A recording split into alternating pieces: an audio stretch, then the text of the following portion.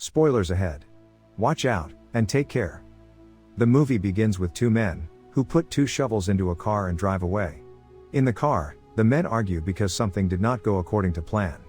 The three thieves, MacDonald, Truby, and Foster have taken refuge in the concrete factory where MacDonald works, to hide the $20 million loot, after successfully robbing the Central City Bank.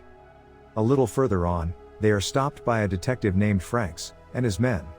The three men are ordered to distribute the money. Nevertheless, the group tosses the bag, which contains only a quarter of the loot, and the officers' men become angry. The thieves claim to have $5 million each, and this is where things get ugly. A shootout ensues, during which Truby and Foster die. In the process, MacDonald counterattacks and then retreats into the woods. One of the men continues shooting, while the others search the car for money. MacDonald stops to load his gun, after which he continues to run and shoot at the same time. Subsequently, Franks manages to hit MacDonald in the head with his automatic rifle. The thief falls to the ground, and the officer slowly approaches. After not finding a single penny, Franks' men say they must leave immediately. MacDonald stands up in excruciating pain after they leave. He struggles to walk. After a short distance, he loses consciousness and falls. Later, Sykes, one of the police officers, and his team are on the scene to investigate the incident. Inside the thieves' car, they find their documents and discover their identities. They discover that Truby, one of the murdered, was formerly a member of the Central City Bank security team. MacDonald, who was seriously injured, is currently in a coma, is transported by paramedics as they approach in their ambulance. Sykes determines that after MacDonald awakens, he will be the only person to interact with him. The news reporter provides viewers with updates on the bank robbery for the 6 News channel. A video of the press conference by Captain Stover of the Metropolitan Police Department is shown. Captain Glover provides more details about the criminals and the robbery. One of his revelations reveals that Truby was serving the bank as a contract worker. According to Captain Glover, they are still discussing the investigation of the incident with the FBI. He warns the public not to act prematurely until they have complete information about the robbery. 7 years later, MacDonald still suffers from amnesia.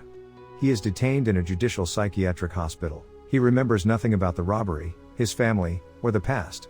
Dr. Nichols, who is treating him, believes it is best for him not to remember his past. Since he does not remember anything, he cannot be locked up in prison, so the court waits for MacDonald to recapture his memory. Moreover, he is not faking anything. He does not really remember what he did. He wants to know what they want to put him in jail for. Later, he goes to have lunch alone, but an inmate named Lucas approaches and sits down. Lucas acts friendly and knows practically everything about MacDonald's past, which impresses the old man. Lucas reveals that he has been charged with something he did not do, and wants to help him escape. Of course, he is not Superman and cannot do it alone. There is a whole team behind this plan. Lucas secretly gives him a pill to swallow, and urges him to make a decision, because Lucas will be released that day.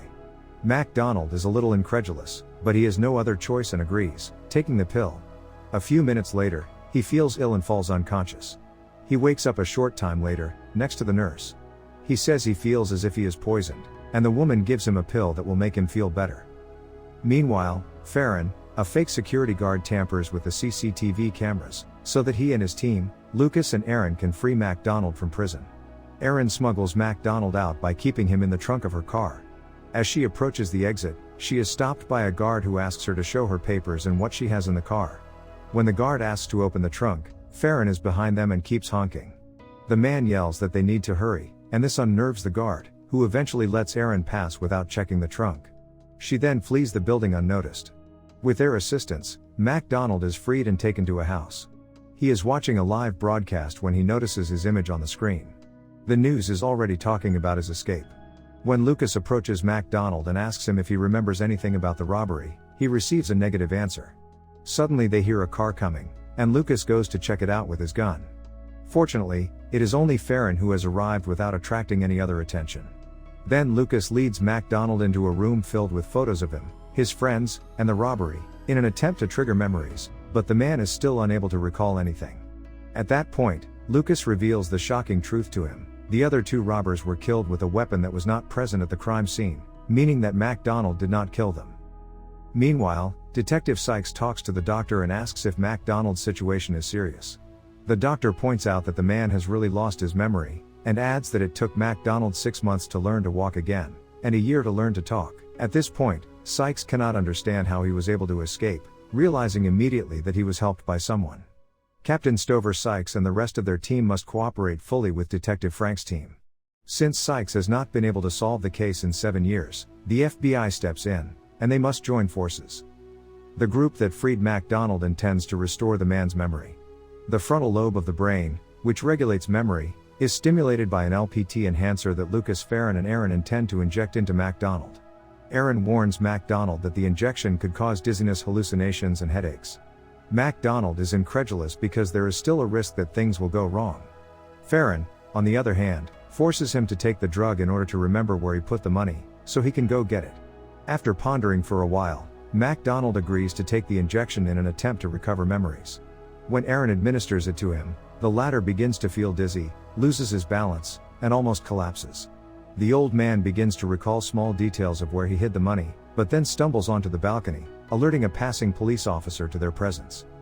The group immediately returns MacDonald to the house, and devises a strategy to get the cop out of their way. While Farron tries to calm MacDonald down, the other two leave the house, pretending to be interested in purchasing it. However, the policeman stops them and informs them that the house is in foreclosure. The two manage to convince the policeman that they obtained the house through the bank's auction. The officer asks for their ID card, but cannot wait for them to present it, because he receives a call. However, he orders them to obtain their ownership documents if they wish to stay in the foreclosed structure, before making a quick getaway in his car. After some time, MacDonald begins to remember his previous activities, particularly the robbery incident. Also, he realizes that the house he is in now, is exactly the same house he used to live in before. That is why he keeps having flashbacks of his family. To find the place where he and his deceased partner had buried the money, the trio follow closely and pay close attention to everything he says. Realizing that the drug works, they all get into their cars and drive to the place where one of the thieves worked, so as to refresh MacDonald's memory. The man begins to remember more and more things, in particular an argument between him, Truby, and another guy who was not part of the group. MacDonald complains about the pain in his head, but Aaron tells him that this is normal and asks him to concentrate. He engages and remembers that the place where they hid the money is near a river that flows by a cement plant. They immediately get into the car and arrive at the cement plant, where he remembers hiding the money. Because of headaches, he cannot stand, and the group takes him inside the cement factory. Once there, he rests and remembers more and more details about the robbery, his family, and Detective Franks. Meanwhile, an agent discovers in the course of his investigation that Farron, the security guard, stole the identity of a person who had already died in a car accident. The agent updates Sykes on the phone, and when Sykes asks him about the cement plant where MacDonald worked, and whether they ever found out anything, he says no. But Sykes thinks they didn't look in the right place. They wander around the building, and MacDonald remembers hiding money in one of the conveyors. Lucas points out that the news announced that they buried the money, but MacDonald says they lied. As they search for the money, the agent who discovered Farron's identity, Carter, decides to visit the cement plant, and discovers that there are individuals inside. Aaron notices the agent's arrival and informs the others, and MacDonald begins panicking. Carter orders everyone inside the building to submit. Along with Sykes' agent, 2 other FBI agents arrive.